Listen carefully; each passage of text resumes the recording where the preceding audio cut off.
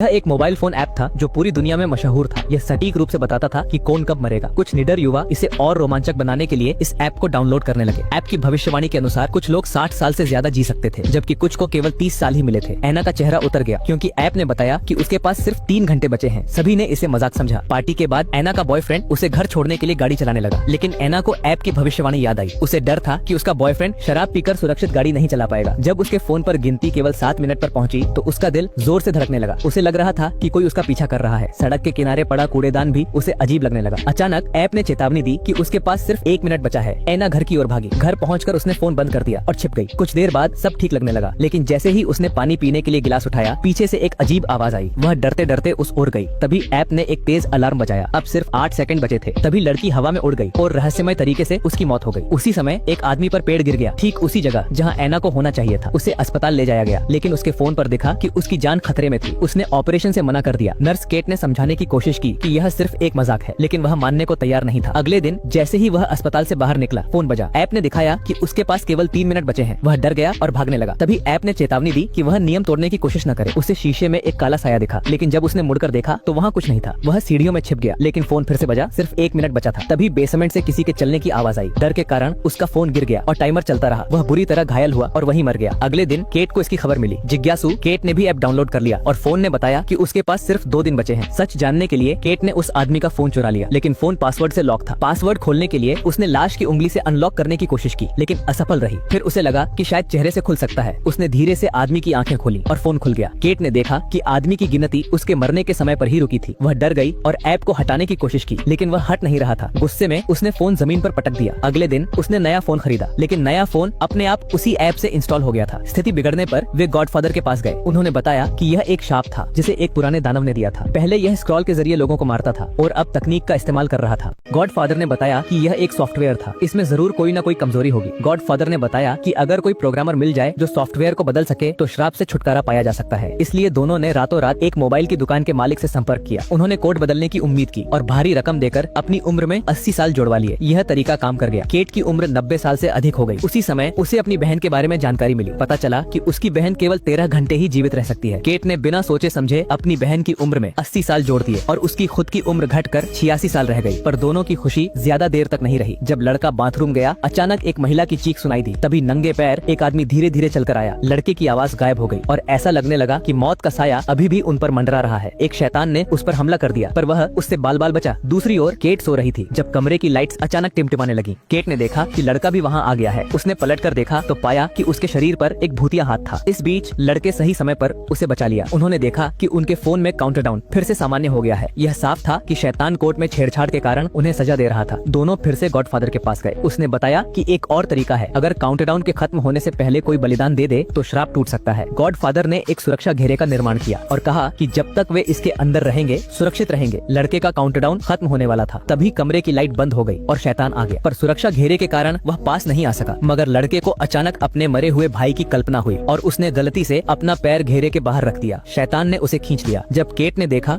तो लड़का मर चुका था और काउंटडाउन सामान्य हो गया था। केट को याद आया कि उसने अपने गुरु को परेशान किया था और यह सॉफ्टवेयर डाउनलोड किया था। उसने महसूस किया कि अगर डॉक्टर मर जाए तो श्राप खत्म हो सकता है। केट ने डॉक्टर को बेसमेंट में बुलाया और उसे बहलाने की कोशिश की, पर जैसे ही उसने डॉक्टर को बेहोश किया, शैतान ने डॉक्टर को खींच लिया। इससे केट को यकीन हो गया कि उसकी योजना काम कर रही है, लेकिन शैतान ने उसे रोकने की कोशिश की। काउंटडाउन लगभग सामान्य होने ही वाला था और केट बेबस थी। उसने खुद को शैतान के हवाले कर दिया। शैतान गुस्से में था, पर केट ने आखिरकार श्राप तोड़ दिया। पर जब उसकी बहन आई, केट सांस नहीं ले रही थी। उसकी बहन ने उसके शरीर पर खून के निशान देखे और एक एंटीडोट का इंजेक्शन दिया। केट होश में आ गई। दोनों बहनों ने मिलकर एक दूसरे की मदद की, पर जब लगा कि सब कुछ खत्म हो गया है तभी फोन की घंटी बजी। फोन खोलने पर देखा कि शैतान ने सॉफ्टवेयर में सुधार कर इसे न्यू वर्जन में अपग्रेड कर दिया है और यही कहानी खत्म होती है।